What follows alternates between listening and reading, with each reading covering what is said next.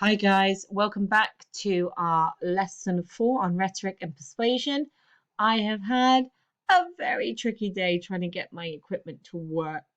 And it just made me think sometimes we are trying really hard, aren't we, to keep learning, to love what we're learning, and it can sometimes be really tricky. But guys, I'm so happy that so many of you are really working hard with me. I really appreciate it. I've had some lovely work sent to me today.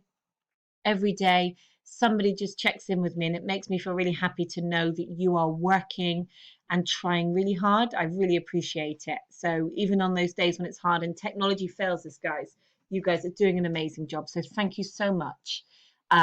So we are looking then at rhetoric and persuasion. Okay, there it is. That's what we're looking at. We are on week 8, session 4. And we're going to go straight into our daily review. Now, guys, we have on one side all these lovely Greek words that I cannot say. Hyperphoria, polysyndentation, anaphora, leotes, and Diopolus. Okay, so on this side, this bit I can say, we've got the definition of what they do. So your job is to match the term with the correct definition. So one of these terms means the repeated use of and in a list. Cars are gas-guzzling monsters and beasts of the road and nothing but noisy machines.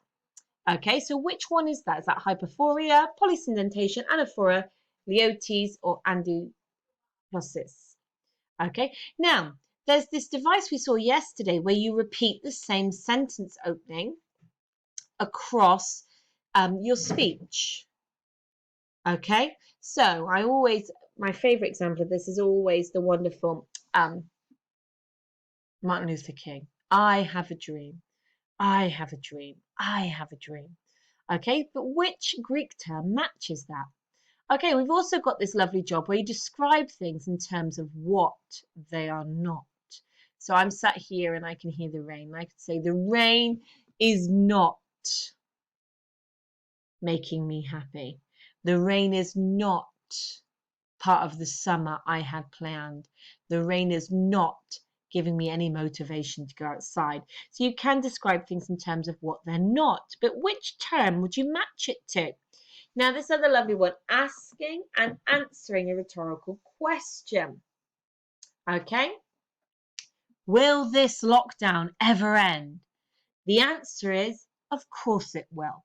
Okay, so question and answer, really nice device. And finally, we can start a new sentence with the same word used to end the last sentence. Starting a new sentence with the same word used to end the last sentence. Sentence needs to start with the same word that the other one ended with. I was trying to do it using the word sentence. That's quite tricky. So we'll know with some of these that it's not just about following the pattern, it is about making the best choices, which is why in a piece of writing you wouldn't use all of these. Not all of these would work, but when you use them, they're really powerful. Remember, persuasive, rhetoric, they create that moment that is persuasive, memorable, and striking. So just pause the screen, write down your list, match, and you can either write down the correct definition or you can just mentally draw a line to match them. And we're going to look at the answers together in a minute. Okay? Okay, guys, here's one I did earlier. These are our answers then. So hyperphoria or hyphoria is asking and answering a rhetorical question. Okay, so what is hyperphoria? Hyperphoria is asking and answering a rhetorical question. Okay, polysyndentation, we match that up with the green, is the repeated use of and in a list. Now, poly means more than one. So if you wanted to, you could try and remember polysyndentation using and more than once, because poly means more than one. Okay, so anaphora, repeating the same sentence opening. Okay, leotes, describing things in terms of what they are not. And andyplosis, starting a new sentence with the same word used to end the last. Now, guys, this is really good for our memory. It's really good to do this match activity. But remember what I said. In an exam, in the context of a GCSE exam, whether you're reading a text or writing your own text, really, it's not that you remember the Greek term.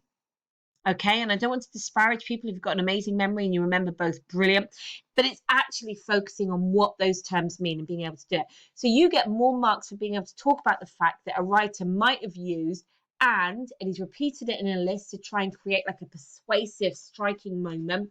And the things that he's repeating are really important ideas designed to convince us to ban cars, rather than remembering the writers used polysyndentation.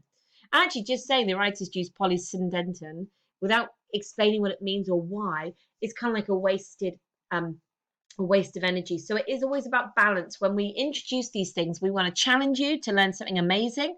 We want to challenge you to be proficient and to know amazing things, but it's knowing how to use them in the right way too.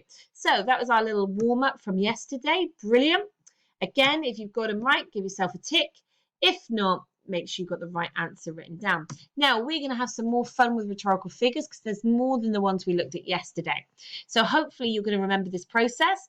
I'm going to explain it, exemplify it. You're going to write one of your own. All right, my darlings? So, fronted disjuncts.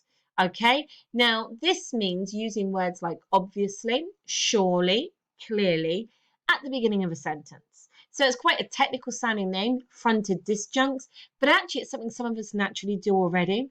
Obviously, surely, clearly. So here we go. Surely it's obvious that the only way to make our own town safer is to ban cars. Now, really, these three are very similar in meaning. They create a similar meaning within the sentence. Clearly, it is obvious that the only way to make our town safer is to ban cars. Obviously, it is obvious. So you can see that sometimes there is the best choice. Obviously, it's obvious would kind of undermine the flow of your sentence.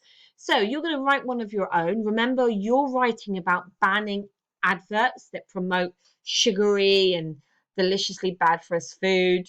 Okay, but you've just got to write a sentence that borrows one of those or begins with one of those words. Okay, so again, you can either pause now and do it for yourself, or you can stay listening to me and see some of the ideas I can come up with on the spot. Okay, clearly it's time to ban adverts that shamelessly promote foods that are fatty and sugary. Obviously, but if we ban adverts that promote sugary and fatty snacks, we will change the way people view food. Clearly, it's time to ban adverts that promote sugary and fatty foods. So you can see there that there's some ideas. So what I want you to do now is pause your screen and write down your practice sentence. Okay? Brilliant. Okay, so hopefully you've got an example down. And now we're going to look at the enigmatic sentence. Ooh, enigmatic. Okay, so enigmatic sentences hide the subject and then reveal it. So it might say adjective, adjective, adjective, indefinite noun, reveal. So in other words, talk about it, talk about it, talk about it, without really saying what you're talking about, and then reveal what you're talking about. I know. It's one of those that you see the explanation and you see it in practice, and the two things will suddenly come together and you go, I get it. I get that now. So enigmatic always means to be a bit hidden, a bit mysterious. So what we're really doing here is we want to be mysterious. We want to hide what we're talking about, but we want to get people interested in it. So enigmatic sentences are about sparking curiosity, sparking imagination. So for us, we're going to say adjective, adjective, adjective. So describing word, describing word, describing word. Indefinite noun, so something that names it without giving it away. And then reveal. So are we ready? Foul smelling, diesel guzzling, metal boxes. So there we've got our adjectives and our descriptors that choke our lungs. Cars are ubiquitous in city centres. So there's my reveal. So hiding it, revealing it.